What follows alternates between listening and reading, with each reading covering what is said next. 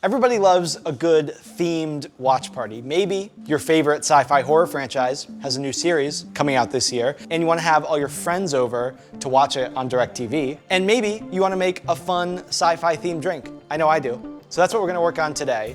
And to add a little challenge to the mix, I don't know if you know this, but I make a lot of cocktails for Food52 on our social media, on Instagram, TikTok, whatever. But I've never made a mocktail before. I've only ever really had like 2 mocktails before in my life. And I kind of want to see, like, can a mocktail be more than just like juice or sparkling juice? Can we apply some interesting modern or even futuristic techniques to get beautiful color, interesting complex flavor? I don't know. We're gonna find out. We're gonna tackle it.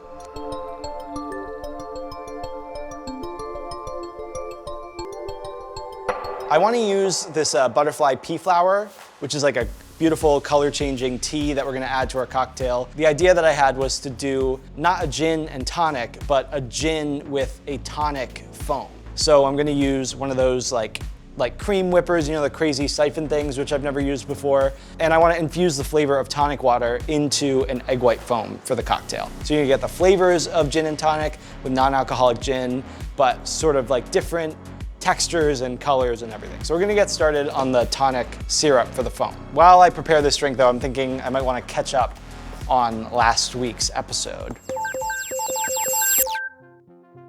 Tonic water is it's like an infused, slightly sweetened, sparkling water. You guys know what tonic water is. I don't know why I'm explaining it. There are flavors in this, like herbal, bitter, astringent flavors that I wanna double down on in this syrup. So we're just gonna start with a bottle of tonic, and by weight, this is an equal amount of sugar. Give that a quick stir. Let me see if I can't figure out this induction burner. Okay. Stop beeping. Why is it still beeping? And so I got, Food52 is sending me to space. And that seems to be the case. I don't want to go to space because we don't know what kind of critters they have up there. I don't want anything like, you know, coming out of my, you know, you seen that? Let's get serious, guys. I have an idea, or I want to add some citrus fragrance to this tonic syrup, just to double down on those kind of like slightly bitter flavors. So I have a grapefruit. Oh, this is a really good peeler. This is almost like too good of a peeler. Wow.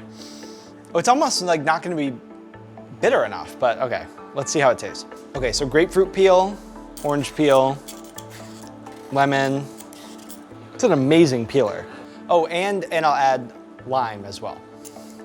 So that's grapefruit, orange, lemon, lime. There are no other citruses. Not here and not in space. All right, all the rest of the citrus peel going in. I thought we could add some juniper berries. This is the main sort of aromatic flavor in gin, so I thought it'd be nice to kind of get that piney, woodsy note in the tonic foam as well. So I'll add quite a few juniper berries. And then coriander, just for a little extra fragrance. We're gonna add some white peppercorns, just a couple, because they have a strong flavor. That should sort of echo the kind of like peppery quality you get in a good gin. And I'll just let this come up to a bare simmer, and the sugar will dissolve, and all of those flavors will infuse into the tonic water and kind of, again, double down on that botanical astringent quality that we want. Okay, this is fully dissolved, so I'll just let this sit and steep. So as this is sitting, taste it every couple minutes, and you can actually taste the flavors developing over time. Different aromats and flavor compounds have different extraction lengths. So as this sits, you get a little bit more of the juniper progressively. In the meantime, I'm gonna get to work on the butterfly pea tea. This is just about 2 cups of water. I'll bring up to a simmer. This is butterfly pea flower. You make a tea with this, and as soon as it is exposed to something with a low pH, something that's acidic, like lime juice, which we're gonna use today, it actually changes color from blue to purple. Kind of cool. It's like a science experiment, almost. This is like 2 cups of water, maybe, I don't know, a couple tablespoons. And cut the heat. Just let that steep for 3 minutes. Okay, I'm gonna strain off the tonic syrup just because I'm happy with the flavor. That color rocks though. Okay, I'll set this aside to cool and we'll come back and make the cocktail. One of the hardest things I have to tackle is getting my friends to decide on what we should watch when we all get together. Well, why can't we watch what we always watch? Guys, you know reality TV is my favorite, and we never want to watch it. Hey Noah, just checking. There's no gluten or lactose in this, right? Everybody's got different tastes, and I'm used to catering to dietary needs. The same goes for TV. With DirecTV's MyEntertainment genre pack, you get over 50 live channels plus Disney Plus, HBO Max, and Hulu all in one package. So I get to do my thing while they watch their favorites, and everybody's happy. It's dinner and a show, for whatever mood you're in. So we're gonna get to work on the tonic foam. This is like a cream whipper. You have these nitrous oxide capsules and it just makes things really frothy somehow. And to be completely honest with you, I am hopelessly afraid of them because anything like under pressure, I don't conceptualize it. This is about 5 ounces of the tonic syrup that we just made. Super cold, important that everything is cold. Even the canister itself has been in the freezer. So we're gonna add that in. Followed by an ounce of egg white. I'll put the lid on, like really tight. And like what could happen if it's not tight enough? It's not gonna foam. It might explode. Okay, I don't think that these are dangerous. I think they're very safe, but I picked out my nozzle already. Now this is the gas cartridge. So I'll just load that up.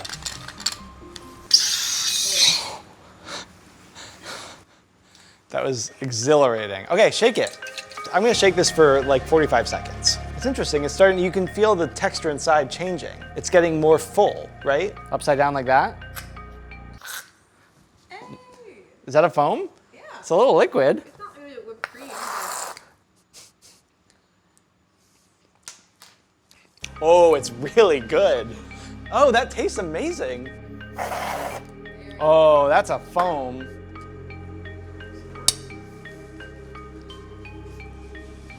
It's really good. You wanna try it? I'm ready to make my cocktail, but I need a glass. Hey, thanks, boss. All right, okay, all right, go on. Go on now. I have this non-alcoholic gin, which I'll use about 2 ounces. We have lime juice. Again, this is what's gonna make that butterfly pea flower change color. It's about 1 ounce of lime juice. And we'll do a 1/2 ounce of simple syrup. I don't want to use the tonic syrup from the foam in the main component of the drink, just because I want the foam and the drink to taste different from each other. It's a 1/2 ounce of simple. Generous scoop of ice. Now this is that butterfly pea flower tea. Hopefully what we should see is some movie magic. Ooh. And then, little tonic foam action. That was a little crazy. Not the cleanest. Wow. I don't think this was the right glass that my robot friend bought me. I think we need to try something maybe a little smaller, a little lower volume, and a little squatter. Let's try in another glass. Ounce of lime juice. It's a 1/2 ounce of some ice. Butterfly pea flower tea. And then maybe, if we do it like this, maybe it'll layer a little nicer. And tonic foam.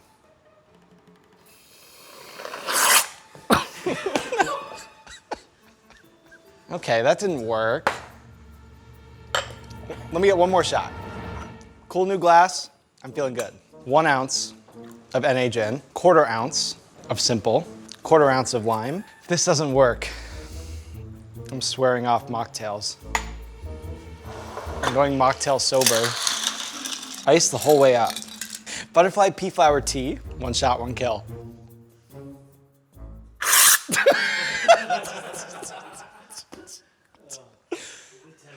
Look, guys, sometimes on Noah Tackles, things don't work out how you planned. Although my sci-fi watch party is ruined, I still feel like I learned a lot.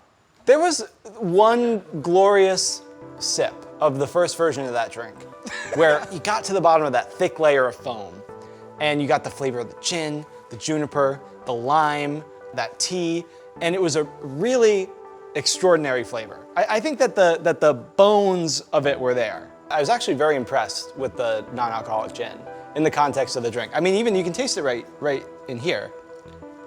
I think that I potentially over-whipped the foam. It was a little hard to like get through it to get to the actual drink.